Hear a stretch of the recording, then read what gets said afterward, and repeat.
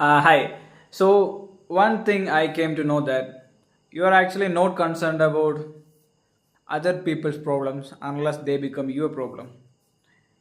It's a myth that when our neighbor is going through a problem, we don't care that much. But when it finally becomes our problem too, then we understand that, oh, I should have taken action little bit more earlier because I knew what was going to happen. But I didn't respond. I just left, or I just left it aside like it's not my problem. But when it knocks on your door and you have nowhere else to go, that's when you understand, man, actually, I fucked up. And that's what happens. That is what is happening in my life right now.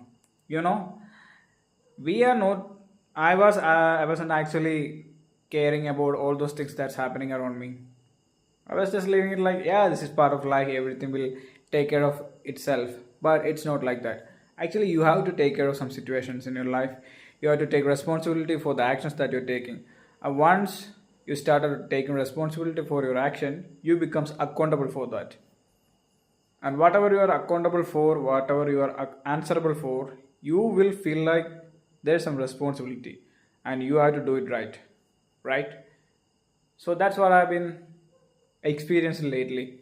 Prime Minister Modi, he was announcing, or he was giving us hints about something that's going to happen in our near future.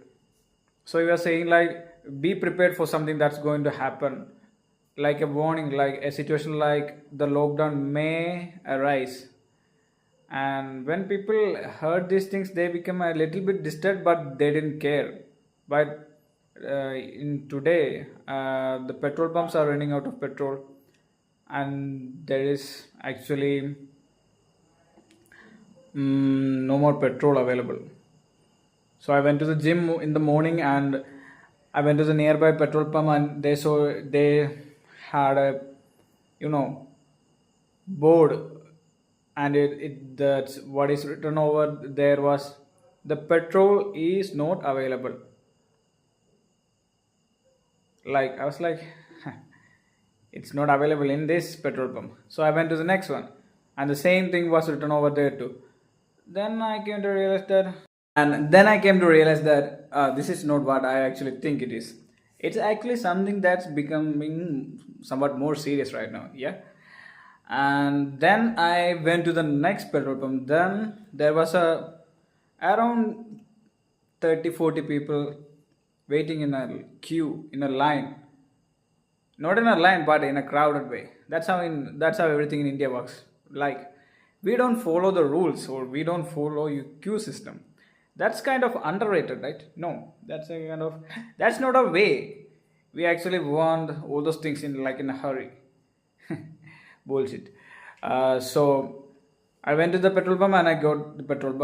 I filled up the petrol, whatever. So the main thing that I want to say is, actually, at the moment when I just came to understand that we are going to run out of petrol, we are going to be lacking on LPGs, and this is going to affect my life. That's how I can came to the realization that I'm like, sooner or later we are going to be fucked, right?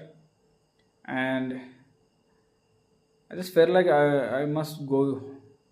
I must go to my home.